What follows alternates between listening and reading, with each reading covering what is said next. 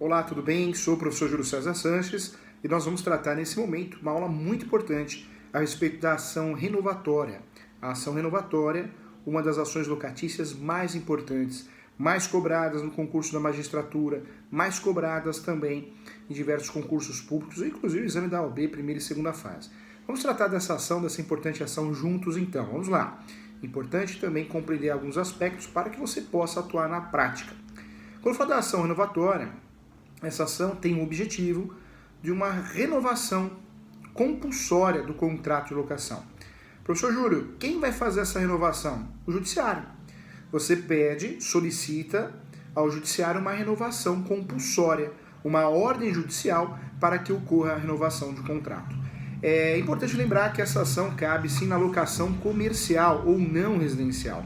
Essa locação é a locação, sim, tratada pela Lei 8.245 de 91.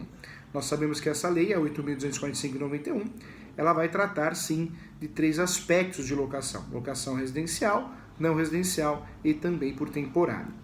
Olha que interessante, para que você tenha o direito de usufruir dessa ação, dessa revisão do contrato de locação, é importante, sim, algumas regras.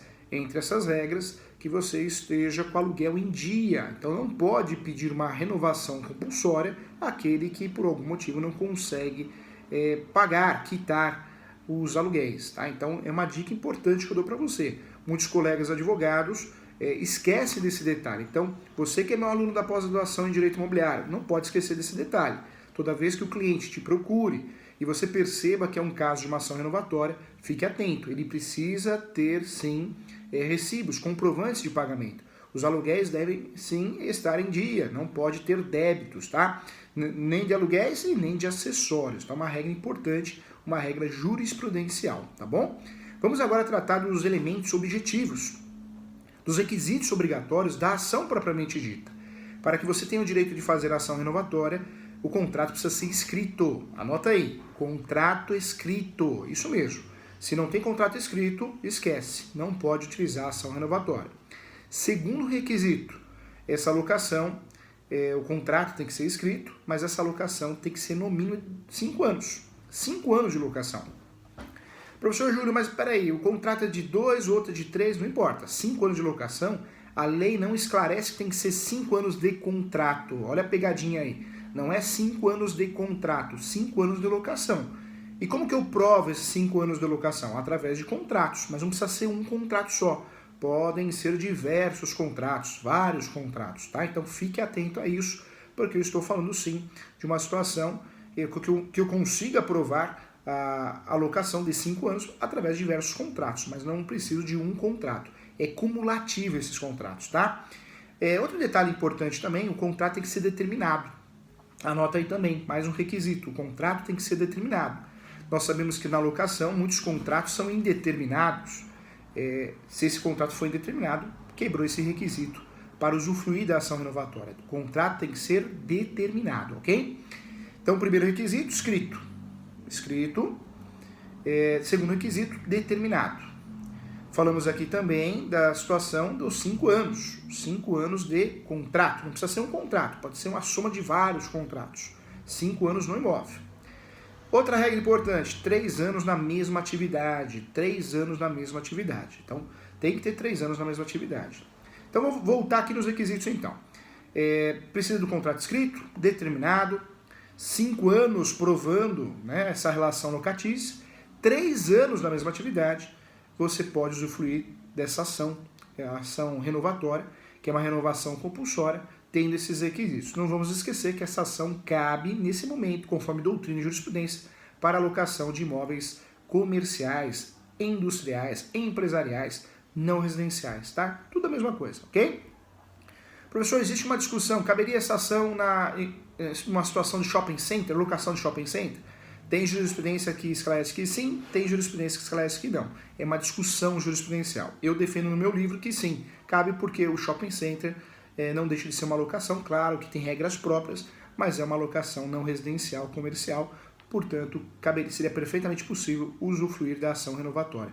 Isso no meu livro eu defendo isso, tem doutrinador que defende que não, tá? É uma discussão gigantesca a respeito do assunto.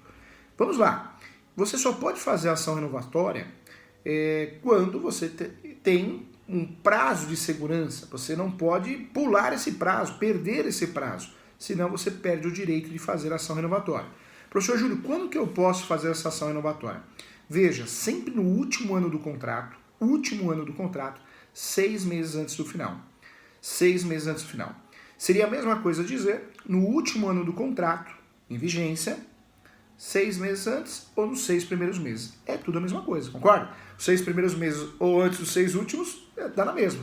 Então, esse é o prazo que você tem para ingressar com a ação renovatória, tá bom? Base legal, tá? Para fundamentar. Nós temos, então, o cabimento dessa ação, previsto na Lei 8.245 de 91, e a base legal é o artigo 51 e 52 da Lei do Inquilinato, tá? Então, é importante também, e também 71 e 75. Então, os artigos mais importantes aqui, 51 e 52, 71 e 75. São os artigos que vão fundamentar essa ação. O procedimento dessa ação, eu preciso ingressar com a ação, o judiciário vai ver os requisitos, pode sim ser agendada, marcada uma audiência de conciliação e mediação, e posteriormente pode sim ser agendada também a audiência de instrução e julgamento, tá? O procedimento, após essa audiência, é a decisão. Posso pedir também uma tutela antecipada nessa ação, nada impede. Segundo a jurisprudência, a gente percebe que dificilmente você vai conseguir a tutela antecipada nessa situação, diferente da ação revisional, que existe uma facilidade de conseguir êxito num pedido liminar. Professor, aonde eu vou distribuir essa ação? A regra é a mesma. É a regra do artigo 58, inciso 2º da Lei 8.245 de 91, na localidade do imóvel, tá? Eu sempre indico os meus clientes, eles devem responder algumas perguntas, então atenção aqui. Antes de você pegar essa ação para fazer, você tem que perguntar para o seu cliente qual a natureza do contrato, se é residencial ou comercial, porque você já exclui. Se for residencial, já não deve usar essa ação. Tem discussões doutrinárias e jurisprudenciais no meio, mas na prática não deve usar. Quando foi firmado o contrato, importante ter acesso a essa informação, o prazo de validade, se é prazo determinado ou não, os requisitos você vai perguntar, né? Qual o valor do aluguel, qual o tipo de garantia estabelecida. Outra pergunta importante também, que atividade o comerciante, né, o empresário, ele explora, é uma pergunta importante também. Sempre nessa ação nós vamos juntar, respeitar o artigo 319, mas também vamos respeitar o artigo 320. Então nessa ação nós temos que juntar as provas. Quais provas? As provas do contrato escrito, contrato determinado, dos 5 anos no imóvel, 3 anos na mesma atividade, são aqueles requisitos que nós falamos, são os requisitos que nós vamos provar. São esses requisitos que nós vamos provar dentro dessa ação, tá bom? Valor da causa, não esqueça, tá? Nós vamos aplicar o artigo 58 da Lei 8.245, ou seja, 12 vezes o valor do aluguel. O valor da ação é 12 vezes o valor do aluguel, o valor da causa, tá bom?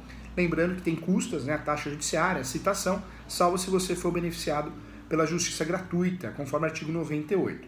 As provas, então, são as provas que vão provar os requisitos. Contrato escrito, determinado, né, para provar 5 anos de posse no imóvel, a posse do imóvel, 3 anos na mesma atividade, então são esses documentos obrigatórios. Quais são as teses de defesa? São várias, nós vamos tratar em outra aula aqui, mas a tese de defesa mais utilizada e a mais positiva, sim, é a falta de pagamento. Muito inquilino ingressa com ação renovatória, mas esquece desse detalhe que ele não paga o aluguel em dia, ou não pagou o aluguel em dia, ou ainda existem débitos, inclusive os acessórios, tá bom? Então nós vamos tratar de tudo isso na nossa próxima aula a respeito das teses de defesa da ação renovatória. Peço a você que se inscreva no canal aqui, vamos juntos criar uma fábrica, né, uma oficina de direito imobiliário, tratando sempre das principais peças, as mais importantes, trazendo conhecimento atual, prático para você, sempre com base na realidade, né? Então isso vai ajudar você. Para quem presta concurso, excelente. Para quem presta exame de ordem, primeira e segunda fase. E para quem quer atuar na prática, eu sempre vou dar conselhos práticos aqui para que você possa ajudar o seu cliente com segurança, né? A pior coisa que tem é o advogado fazer uma ação que ele nunca fez, não estudar e acabar queimando o seu nome e prejudicando o seu cliente. Isso é muito ruim, tá bom? Um abraço e até a próxima aula. Espero você então na próxima aula, tá bom? Lembrando sempre que nós temos aqui outros vídeos das ações de despejo, revisional, como fazer contrato, tem muito título bom, né? Muita qualidade nos temas aqui. Então, espero você. Obrigado por me acompanhar. Sucesso, saúde, paz, amor. Obrigado por tudo, tá bom? Você faz com que o professor dê continuidade nesse projeto, nesse momento de pandemia, quarentena. Eu acho que nós temos que estudar. Estudando, a gente não pensa nada negativo, né? E com isso, certamente, a gente acaba evoluindo como pessoa e como profissional. Então, o objetivo meu aqui é ajudar você.